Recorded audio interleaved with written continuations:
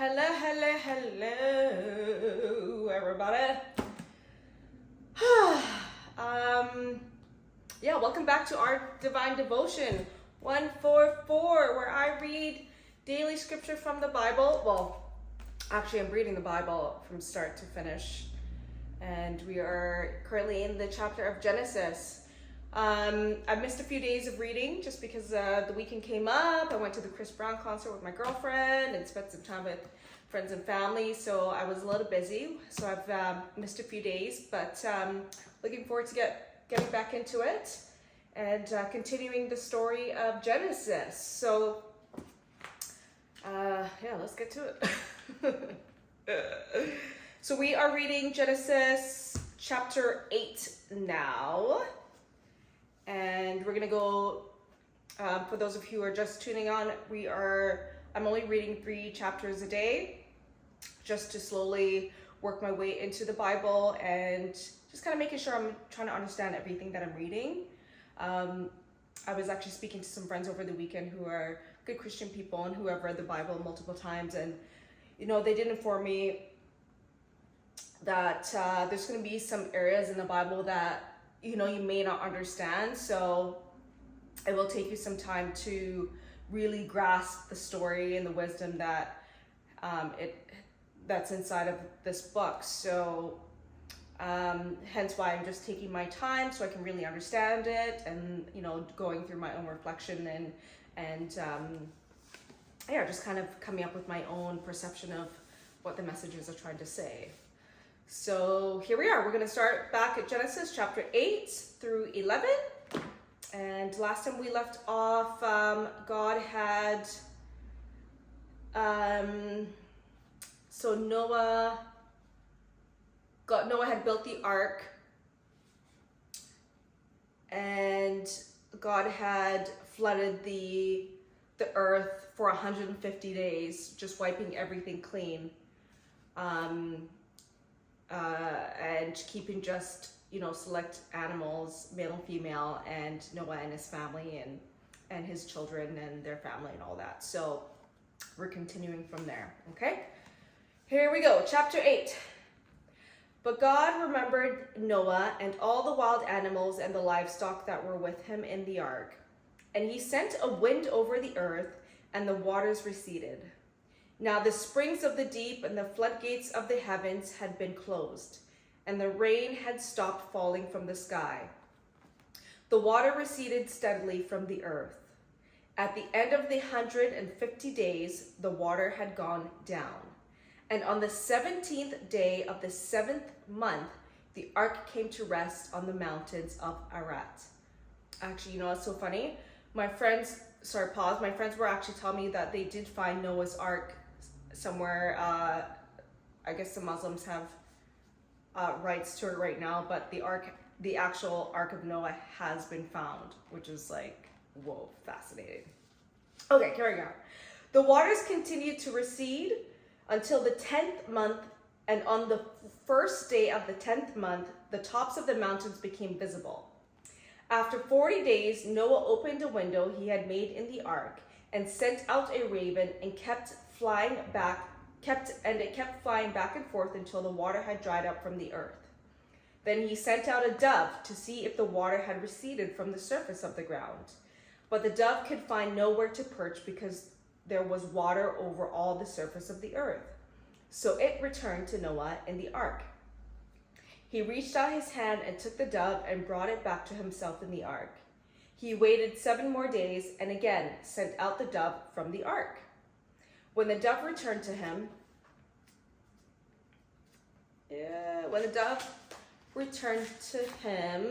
in the evening, there in its beak was a freshly plucked olive leaf. Then Noah knew that the water had receded from the earth. He waited 7 more days and sent the dove out again, but this time it did not return to him. By the first day of the 1st month of Noah's 601st year, the water had dried up from the earth. Noah then removed the covering from the ark and saw that the surface of the ground was dry. By the 27th day of the 2nd month, the earth was completely dry. Then God said to Noah, Come out of the ark, you and your wife and your sons and their wives. Bring out every kind of living creature that is with you, the birds, the animals, and all the creatures that move along the ground, so they can multiply on the earth and be fruitful and increase number on it. So Noah came out, together with his sons and his wives and his sons' wives, all the animals and all the creatures that move along the ground, and all the birds.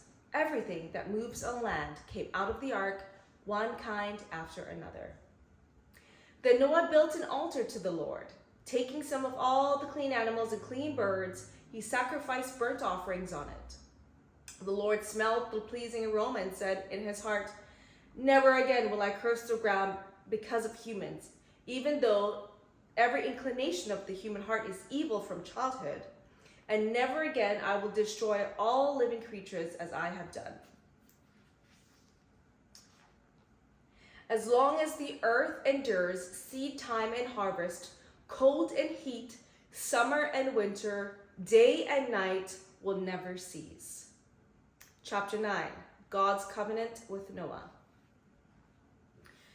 Then God blessed Noah and his sons, saying to them, "Be fruitful and increase in number, and fill the earth. The fear and dread of you will fall on the beasts of the earth and on all the birds in the sky, on every creature that moves along the ground, and on all the fish in the sea. They are given into your hands. Everything that lives and moves about will be food for you. Just as I gave you the green plants, I now give you everything. But you must not eat meat that has its lifeblood still in it. And for your lifeblood, I will surely demand an accounting. I will demand an accounting from every animal and from each human being too. I will demand an accounting for the life of another human being.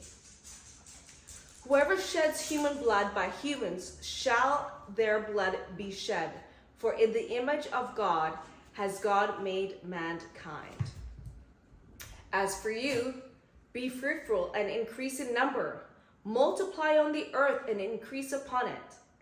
Then God said to Noah and to his sons with him, "I now establish my covenant with you and with your descendants after you, and with every living creature that was with you, the birds, the livestock, and all the wild animals, all those that came out of the ark with you, every living creature on earth. I establish my covenant with you. Never again will all life be destroyed by the waters of a flood. Never again will there be a flood to destroy the earth." And God said, "This is the sign of the covenant I am making between me and you and every living creature with you, a covenant for all generations to come. I have set my rainbow in the clouds, and it will be the sign of the covenant between me and the earth." Oh, wow. Toes itchy. Rainbows. I love rainbows. Interesting. "I will remember my covenant between me and you and all living creatures of every kind. Never again will the waters become a flood to destroy all life. Whenever the rainbow appears in the clouds, I will see it and remember the everlasting covenant between God and all living creatures of every kind on the earth." So God said to Noah, "This is the sign of the covenant I have established between me and all life on earth." You know what's so crazy? I love rainbows. I'm obsessed with rainbows. And I wonder if it's very interesting how I love rainbows.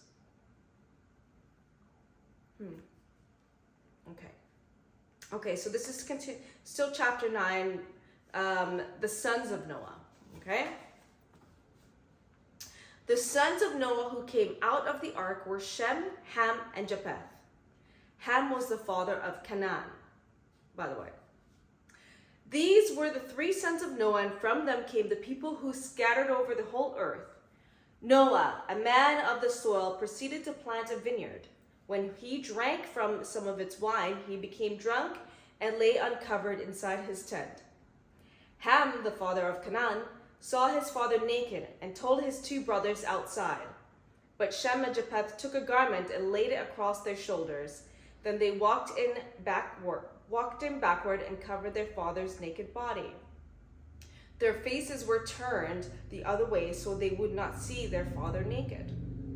When Noah awoke from his wine and found out that what his youngest son had done to him, he said, "Cursed be Canaan, the lowest of slaves will he be to his brothers."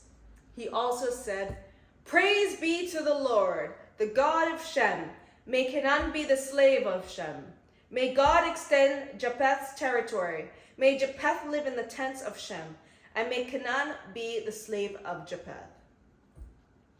After the flood, Noah lived 350 years. Noah lived a total of 950 years, and then he died. Chapter 10. The Table of Nations. Why does this look? It's not. Okay. This is the account of Shem, Ham, and Japheth, Noah's sons, who themselves had sons after the flood. So this is like a small chapter in the chapter 10. So the Japhethites,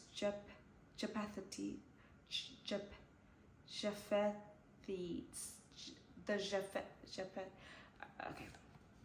The sons of Japheth, Gomer, Magog, Madai, Javan, Tubal, Meshech, and Tiras. I don't think you're pronouncing some of those right, but that's okay. The sons of Gomer, Ashkenaz, Ripath, and Togarmah.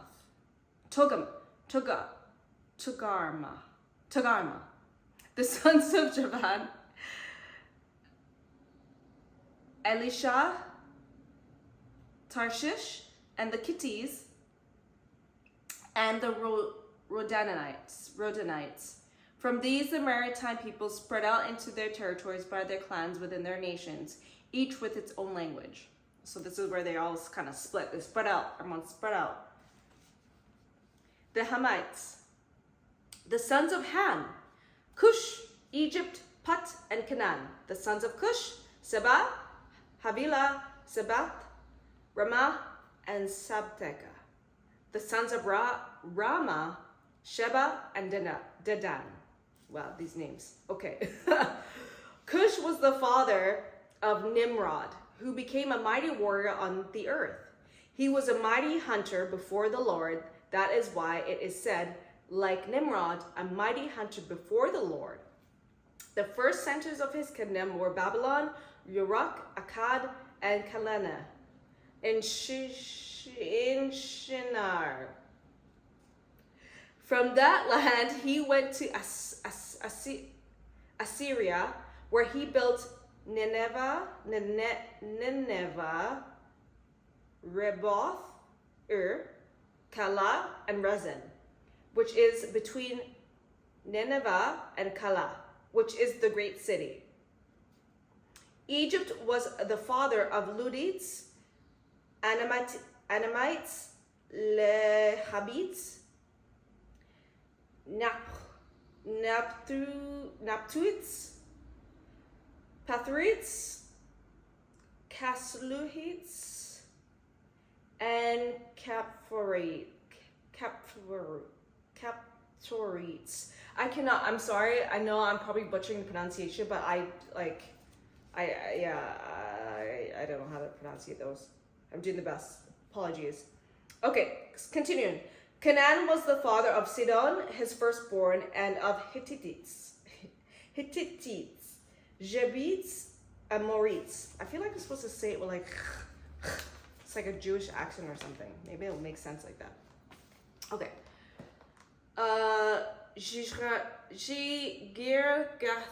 Oh my gosh. Girgahites, Hivitites, Architites, Sinites, Arvadites, Zemarites, and Hamathites.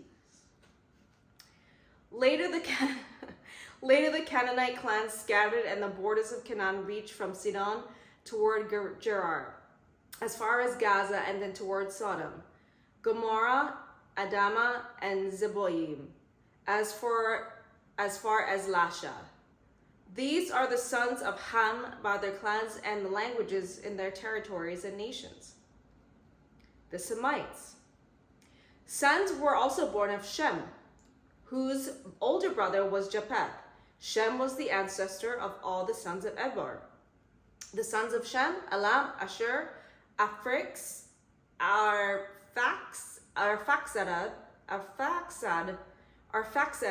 Lud, and Aram. The sons of Aram, Uz, Hul, Jether, and Meshech. Oh, okay, I think I'm getting it now.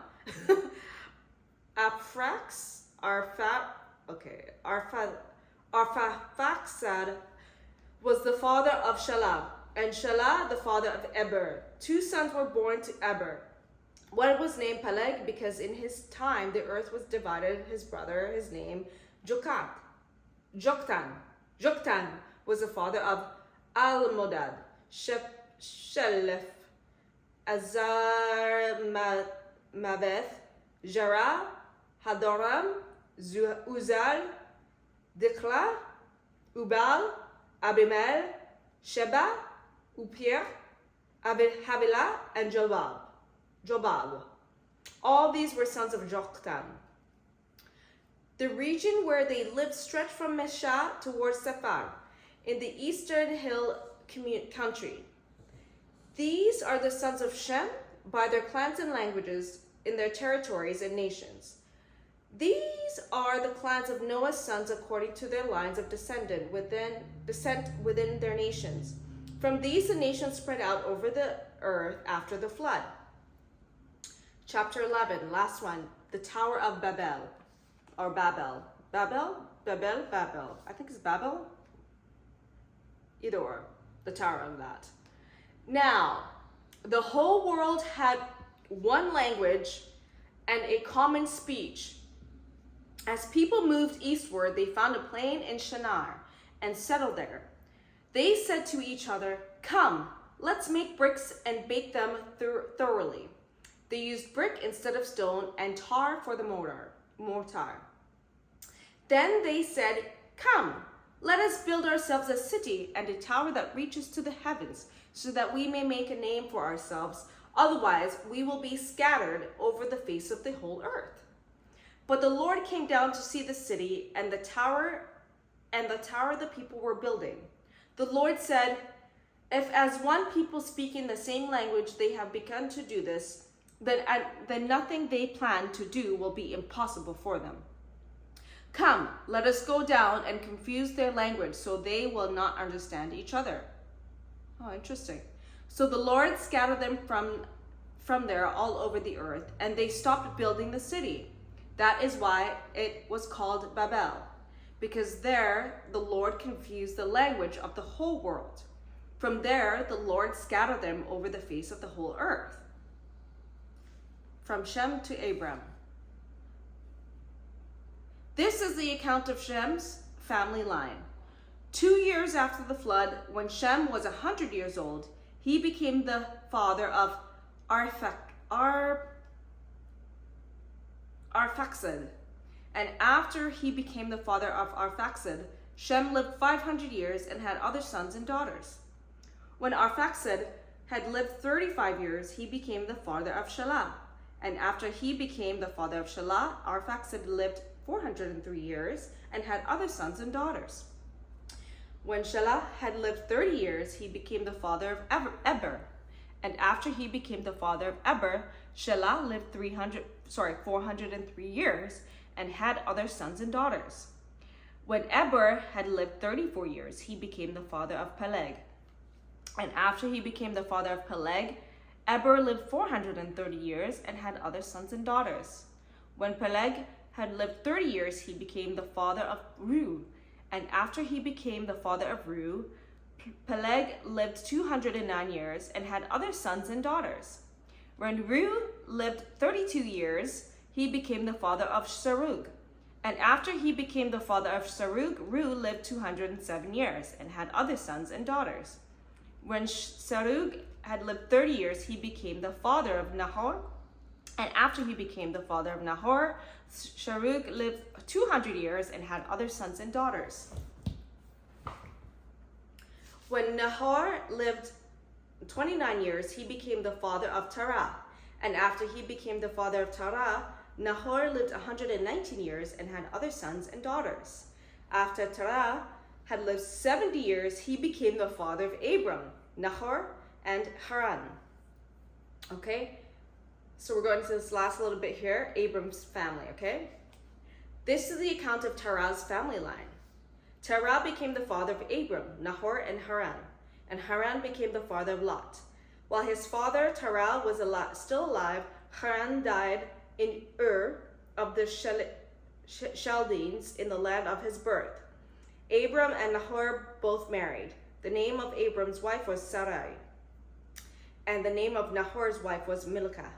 She was the daughter of Haran, the father of Milcah and Ishka. Now Sarai was childless because she was not able to conceive. Terah took his son Abram, his grandson Lot, son of Haran, and his daughter-in-law Sarai, the wife of his son Abram, and together they set out from Ur of the Chaldeans to go to Canaan. But when they came to Haran, they settled there. Terah lived 205 years, and he died in Haran. Whoa, okay. That was wild. Okay, so basically this is how mankind started to, after the flood, how mankind started to expand itself and go into different colonies and move here, move there, create their own different languages. Interesting. Very interesting. Okay, well that's the end of that chapter there. I'm gonna do a little recap video on my TikTok, and then I'll post it on here after as well, because there's some points that I just realized, but this video is just to read. But check out my other video. Don't forget to hit the like and subscribe button if you like this, and subscribe if you want to keep reading the Bible with me. I know some of that was probably a little confusing when I was reading. I know my pronunciation of the names are probably not the best, but hey, I'm doing the best I can right now, given that, you know, they're difficult to read. But thank you so much. Have a beautiful day, guys, and I'll see you tomorrow.